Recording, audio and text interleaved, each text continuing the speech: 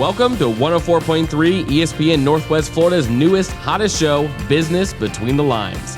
Hosted by Kristi Kirkland, a business accelerator at Answer Marketing, and co-hosted by Jayson Price, a video guru at Ripplify Media. Hey, Jayson. Hey, Kristi. And everyone, welcome back to Business Between the Lines. Between the Lines. MiniSeries. This is our second of three. We had a little intro one back at the beginning of March, and then we're going to run three of these. So this is second of third. We just wanted to, again, come in and share some tips, some educational, some knowledge, some thoughts. Jayson and I, we really need to record our behind the scenes speaking moments, because we talk about a lot of things with our community, with just things that happen in our lives, and some really great sound bites have come from that. And one of them that we were talking about not too long ago was on habits, and how habits don't necessarily, they're not always good, but they're not always bad either. Yeah. And I get asked all the time, some of this stuff, somebody wants to create or start doing something more often. One of the things we talked about in the last show was, New Year's resolutions and stuff. And, is it yours or is it somebody else's idea? And that, I think, also plays a factor into how easy or how difficult it is. Oh, yeah. To create a habit. Anytime I'm picking up some new habit, if it's because, and I identify this with my wife, if it's because somebody else asked me to get better at XYZ, right, or to start doing XYZ, or that I should do XYZ, I never do it because I'm stubborn. Right. But if I identify that it's important, like I have this range of things in the universe that are important. Right. And I don't know if it's right or if it's wrong, but if I deem to myself that it's important, I never fail. Yeah, because you have the motivation. It's for you. And that's, exactly. I tell people that all the time when they say they want to make a change or they want to add something and they're struggling. I'm like, whose idea was that? Legitimate. I mean, really, think about it, because a lot of times they like losing weight. That's been an ongoing struggle of mine, but it wasn't really completely mine. It was more of a society thing, or even, the doctor, when you go to the doctor and they say, well, you could stand to lose a little bit because of your height and your shape, you should be well, doc, you could probably stand to lose a few too. Exactly. But it wasn't my motivation. Exactly. It was outside influences saying you should do this. Now, it's that it's good, right, but you haven't decided that it was important to you yet. Correct. And so the habit wasn't formed and stuff. And I mean, when you think about trying to make a change in your life and create a habit, and you think about on average, it takes you 66 times for it to become comfortable. If you don't like doing something, you're not going to do it more than 7 times.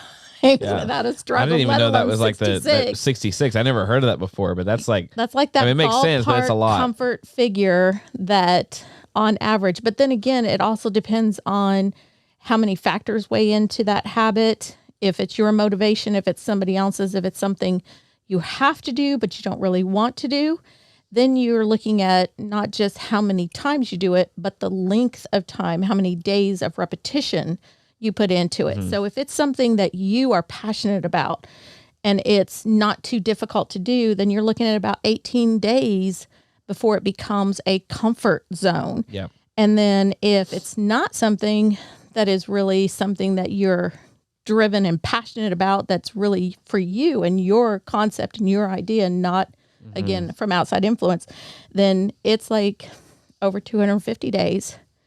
You have to do it before it becomes a comfort thing that you don't have to constantly remind yourself. Exactly. Do this. Yeah, there's one small habit that I used to never have. So I think a lot of our habits that we have, and we were talking about this on a behind the scenes conversation that we should have been rolling on. Right, we should have been rolling. Of so many habits that we pick up without even realizing it. So growing up, I grew up in a household, and now my parents lock the door all the time, but I grew up in a household where the door's just kind of always unlocked. Yes. There's just not not really an issue. It's like, fairly safe area. Nothing. I do not remember carrying a key around either when I was little. Like it wasn't something that I thought about. Yeah. But then I realized when I'm going to friends' houses, their door's always locked. And I'm like, huh. So then fast forward, and then in 2019, it was the year before I got married. Or no, it was the year I got married, but the year prior to it. I noticed like during the day, my roommate that I lived with, he was always locking the door. And it was kind of frustrating because we were on the 4th level of an apartment on Panama City Beach. And I had to walk upstairs. I would go to 4 flights of stairs with 2 big armfuls of groceries. And I'm wanting to basically just kind of like, knee the door, and then I got to set everything down to unlock the door. Yeah. So then I asked him, I was like, bro, I'm sure it's Caleb. Caleb, if you're watching, thanks, bro. I said, Caleb, I'm sure there's a reason for this, but why do you lock the door in the middle of the day? And he told me, it's like, cause there's somebody I know and somebody broke into their house and literally killed them because their door was open. So he's like, I always lock the door no matter what. I was like, oh, okay, that makes sense. Now, I'll be honest with you. That did not give me any sort of fear of somebody breaking in because I just don't have that in my brain. But I knew that I knew from then on, like, okay, Caleb's got a good reason. It's important to him. Right. And I care about Caleb. So then I became a stickler about making sure the door was locked. Now, I don't know if I did it all the time, but I'm pretty sure I was pretty good at it. And now I know that's very important to my wife that the door is locked. And like she wanted an extra like bolt, deadbolt on our apartment. So we installed that. And now I never leave the door unlocked. It's a habit now. I'm sure certain situations and where you live and areas play a factor into that in people's lifestyles and stuff. But we were the same. We always lived way outside of town, out in the country. And I just don't ever remember I think that I would have probably busted my nose if my door was locked. Yep. I'd have walked right into it and be like, what just happened here? But it does cause me pause sometimes when I go to somebody's house and I go to leave and I run into the door because it didn't open in the flow that I had going because it was locked. And I was like, oh, you locked me in. I was like, I guess you wanted to keep me. But no, exactly. And it's not even to say that like locking your door is an amazing habit and everybody should do it because it's contextual. Right. But for me, in my apartment right now with my wife, in my apartment with my roommate a couple years ago, it was something that made both of them feel really comfortable. And they both had legitimate reasons for it. And I want my wife to feel that she is safe and that no one's going to be opening up the door at random times during the day. Right. So now the door stays locked. Yeah. I will say one of the habits that I started last year, and it was because I'm not a big soda drinker. Anyone who watches my Facebook probably thinks I bathe in coffee. But I do regulate it. I do have coffee in the morning. I'm a very big, passionate tea drinker, but my main liquid is water. And so I always thought I was drinking a lot of water and plenty of it. And every time I was going for my checkups, and even my dermatologist lady that was doing my whole face build thing and everything, she's like, your skin's really dry. She's like, you need to hydrate more. You need to drink more water. And I'm like, dude, I drink a ton of water. I'm going to float away if I drink any more. And she's like, well, track it because you really might not be getting as much as you think you are. She's like, I'm just looking at your skin and telling you this. Well, so I downloaded this app and I think it's just called Drink Water. It's very simple. But it basically takes your size and your weight and it calculates how much water you should drink in a day. And then it asks you, when do you wake up on average and when do you go to sleep? And then it will break out the water that you're supposed to drink throughout the day, because you're not supposed to, I get to the end of the day and I haven't drank enough water and you just down a gallon. It doesn't quite work that way. Yeah. So it breaks it out and it sends these little ping reminders. Well, at the beginning, I would put 10 pennies in my pocket, in my left pocket. And when I would drink a water, I would take one of the pennies and I put it in my other pocket. That was my low tech way. So anybody that doesn't have room on their phone to download another app, that's your low tech way of tracking your water intake. Yeah. But I was bad because I would forget what side did I start my pennies on. And so I got the app, but the app is very simple and everything. And then I realized I really wasn't drinking enough water, but I was still forgetting to do it throughout the day because it wasn't quite a habit yet. And my phone would ping me and say, it would do a little water drop, blink. And I'd be like, okay, I got to drink some water and stuff. And it was about a half a year before it became routine and a habit to pick up my water bottle. And now it's like every hour my body is like tuned in to drink, and I almost start to drink it before my phone pings me. So now I don't really need my app anymore because I have a new habit. There you go. That's good. But so what's, out of curiosity, what's one habit you would love to keep that you do that just makes your life fabulous? And then maybe what's one habit that you would like to kick? Okay. Yeah. So I'd say I haven't necessarily completely built this habit, but it's something that I really, really like. And that is to not find all of my relaxation time to be inside of YouTube and movies and TV and Disney Plus and Netflix and all of that. Like growing up, I always had a TV in my room, always had an Xbox in my room. Yeah. And TV was just my therapy. Like, it was my way of disconnecting from the world and, chilling out, relaxing and stuff.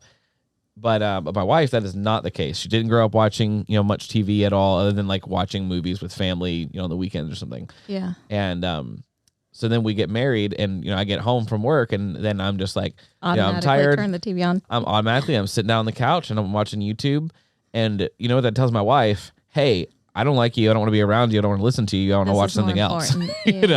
And I don't want to communicate that to her. So I've been like, training myself to like, okay, how else can I relax other than the way that I've just always been relaxing? It's not that watching YouTube is bad. Like watching Disney Plus is not like from the devil or anything, but spending more intentional time with my wife whenever I get home and figuring out things that we can do, figuring out like, okay, well, let's just sit and let's kind of like unpack the day. Like we went and did like painting night the other night. Like I am not an artist with a paintbrush. That is not my default. My wife loves it. Like we just got a bunch of art supplies and paint and all that stuff. I do too. We're going to get along. You guys need to get back here soon. Oh yeah. So we sit down, and sure enough, going back to the TV thing, there's a show that her and I both watch that I have been watching since I was like 12 years old. It's my favorite television show ever. And there's a particular painting from the show. So I went and just reenacted that painting, and she thought it was hilarious. But it probably took me like 30 or 45 minutes. And she had gone through like 3 different paintings during that, because she's definitely more skilled on the art side than I am. But we get to the end of it, and we just enjoyed it ourselves and went the whole evening, and the TV was off the whole time. And I'm just now, like that was just a few days ago, I'm starting to learn, which sounds so silly if you're not a TV watcher, every evening doesn't have to involve watching TV. Right. And that's like been my whole life. Yeah. I love choosing different things to do each day. So like I'll tell James, you want to take the canoe out on the lake, and we'll just do a sunset thing. Now that would get boring because our lake is not that big if we did that every single evening. Yeah. But you make it special by changing things up. And one of the things we were, the same, we would decompress by I don't necessarily so much as watch it as I like to have the noise around me, because it helps me turn off my brain. My brain goes 100 miles an hour all the time. Yep. And so having other distractions around and chaos kind of thing, which to me, TV is chaos, helps me stop processing certain things and just kind of float. And then I do other things, I love to read and stuff like that in the evenings and stuff. But a lot of people think I'm on social media all the time, but I'm usually in there just to get things done. And then I get back out. And so in the evenings, that's one of the things that I was doing, was getting on. That was the only time I could actually really look at what other people were posting and follow my friends and stuff like that. But we, at the end of last year, it was for Christmas, I bought us, this was our one Christmas present, because we decided this year, because the shipping container home and the build out, we have a lot of money going into that we're not going to go all crazy this year. We're just going to get, just a couple nice little things. But my thing was a monthly subscription to what's called the Adventure Challenge. Ooh. And it's for couples. And they send I swear Facebook has sent me ads about this. Okay. You got to check into it, because I'm just loving it. So each month I did the big package. You can get the book and you can scratch off the monthly thing that you're supposed to do together as a couple. And basically the whole challenge is once you scratch it, you have to do it regardless of what it is. And, the first one that we did, we scratched it off, and it was to make a journal book for each other. So my journal book that I make, and it's a little leather book that they sent you in the mail, and it has these little metal tools that you stamp out your design on the front, and then you decorate the inside page. And then each time you write in it, I'm writing thoughts for him. So it's not like my personal journal. It's a journal that he's allowed to read anytime he wants.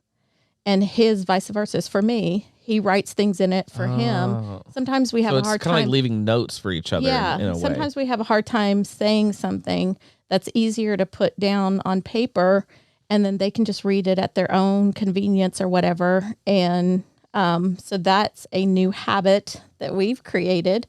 So each month we do this little challenge thing together. So that's one that I definitely am keeping.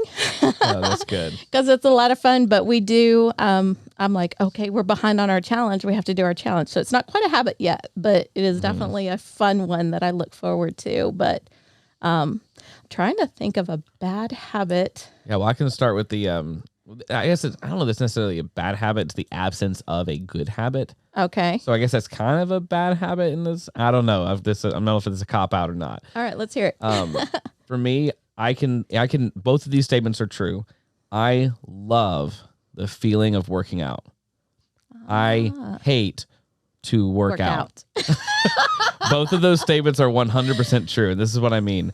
The idea of I'm about to work out, I hate it. Getting it started, yes. Once I'm like 10 minutes into it, then I feel so great. Good. And the soreness that I feel for the day and the 2 days afterward. You're so proud of yourself. I'm so proud of myself. I'm like, oh, my leg hurt, but man, that was a good workout. Yeah. You know? Yeah. I love it. So there's like this mental block that I'm working on right now of reminding myself that working out is good. Yeah. So I worked out one day last week, and it was a really, really good workout. And I pinpointed the only reason I was able to do it is at the beginning of the day, I told myself, like, okay, I'm doing legs today. I'm going to do a bunch of squats. I'm going for a run. And then the whole day, I'm psyching myself up for it. I'm like, oh, whenever I get home, I get to do this. And I told my wife, I'm like, hey, just so you know, whenever I get home, I'm going to work out and do legs. Which then was like that further sort of like accountability. Not that she's going to like hold me to it necessarily, but I told somebody. So now I have to do it, sort of thing. So when I get home and I do it, and it was great. And then the next day, I was sore as crap. My legs were killing me because I hadn't worked out in forever, and I like really overpushed myself. But that whole day I told myself, whenever I get home, I'm going to go for a run, even if it hurts. And like a micro little mental breakthrough I had is like whenever you do legs and your legs are just absolutely killing you. You're stepping up. We live on the third floor. So like stepping up each step, it's like my quads are just on fire. I realized that the idea of going for a run then sounds like horrific. It's like my legs are killing me. Why would I do that? But then I just started to go for a run. And after like 3 or 4 steps, it doesn't hurt anymore. Right. And I'm sure like any runner out there already knows this. I like just pieced this together for myself. When you're really sore, once you start going, then it's fine. Like the muscles start moving, the blood's pumping, you're warmed up, and then it's fine. So like reminding myself, that's how it works. Yeah. That's what I need to do. I like that. So I don't know so much that I have really any bad habits that I would like to get rid of, but I do have a habit that was formed, and I guess it was just from the way I was raised. I get a lot of my drive and my ambition and my work ethics from my father. He Air Force, military veteran, very driven to do the best no matter what he was doing. And I thoroughly respect that. But it was one of those things that I've taken it to the extreme when I used to work for other people. I always wanted to be of value. And I was just one of those ones that my work ethics were, if I was finished with my job, I would find something else productive to keep busy with. So keeping busy became a bad habit. Does that make sense? Yeah, I can see that. So I fill my time, or I used to. It's like, okay, well, I have this appointment, and then at the end of this appointment, I have like a 30-minute little slot. And in my mind, my habit was that I have to fill that with something to be productive. I had that 8 to 5 mentality, and I was... If I'm not busy from 8 to 5, I failed. Right. And I was busy for the sake of being busy. And I broke that habit when I first got my tiny home office space here away from town. I used to have my office in town. And when I came out here, I filled my time and I was doing my stuff. And then when I would finish my stuff, I actually finished my 7-8 day a week work week that I used to have. And I'm not joking, 8 days a week. I don't know how I did it, but I had that kind of schedule. When I came up here, I was getting everything done in like 2.5 to 3 days. And I freaked out the first couple of weeks. I was like, I'm forgetting something. I'm missing something. But basically I was just finishing everything. And then I was like, okay, well, I'm up here. What am I going to do? And instead of that old habit of, okay, well, I can check email, or I can create something, or I can design something, or I can, pre-do next month, I can start, designing another training video or something like that, or some educational, or, hey, I can do, this is January, I can do February's newsletter now. And so I was filling my time, and it was busy for the sake of being busy. And I now enjoy this much better work-life balance, because now I take what I call white space. And when I have that little 30-minute, instead of, I look at, do I really have a task that needs to be done right now? Or can I just take a moment to just be creative and go for a walk and recharge my batteries and stuff? And I was not punishing myself anymore for taking advantage of that. Whereas before I was like, oh, I have to do something or I'm not being productive. So that would be one of those habits that wasn't necessarily a bad habit, but it was definitely one that benefited me to let go of.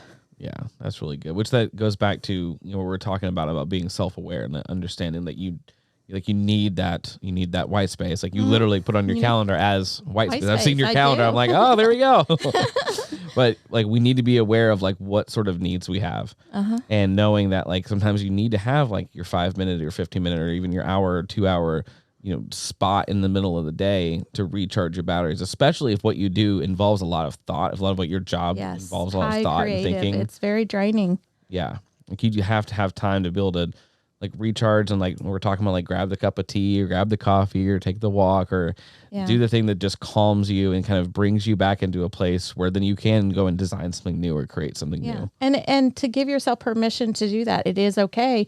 And I found that I work at a higher productivity level when I do that, when I balance that stuff out instead of just push and work and being busy for the sake of being busy and finding something else to fill that time and always making it something that has to be ultra productive. It's okay to just stop and just intentionally breathe for a moment and get up and move around or go feed my chickens or I think this would happen for all entrepreneurs and innovators who want to continually begin to build and do new things. If you're only your focus on the thing that you're doing, then how are you ever going to focus on like what the next thing is? Like going out on a limb, we haven't talked about this, almost guarantee to our listeners that the concept of business between the lines probably happened during one of your white space times. Did. Yep. And if you didn't plan that, and then it was on a Thursday too. We wouldn't be sitting there. For those of you who don't know, there's something special about Kristi and Thursdays. If something creative pops in my head that I'm like, we should do this, and it's on a Thursday, 9 times out of 10 it happens. Yep, there we go. It launches on Friday. It's designed on Saturday. Yep. So, yeah. Please don't pitch me anything on Thursday. Oh, yeah. Then it'll be crazy. She'll burn the whole weekend, and there will be no progress on the shipping container house. Yeah. But I guess the biggest wrap up for habits and stuff like that, if you really are wondering why it's not happening, take an inner look at why you're wanting to do it. Is it really for you? And is it your best yes to make that habit become reality? So exactly. It's not about like, do I have motivation, but what is my motivation and why is it important? Because for me, motivation for the sake of motivation doesn't do it for me. I have always been the kid that wants to know why. And my mom tells me to do something. I'm like, well, why is it important? Why can't I walk out in the middle of the street? And she's like, because, or no, this is what it was. I know we're out of time now. Because I told you, that would drive me nuts as a kid. And my mom one time, she broke it down for me because I was frustrated. If I'm running and she says stop, she's like, when I say stop, you stop. I'm like, well, why? And she's like, because Jayson, I am taller than you. And if you were running out in the middle of the street and you did not see a car coming and I said stop and you stopped and you were like, why? And you ran into the road, you'd get run over and you'd be dead. And from that moment, anytime my mama says stop, I'm going to stop. Right. Thank you for listening to this episode of Business Between the Lines, our mini-series pre-launch show leading us into the full launch of Business Between the Lines, where you'll hear from Kristi and Jayson and their incredible guests, and you'll always walk away learning something to improve you personally and professionally. Thanks for watching.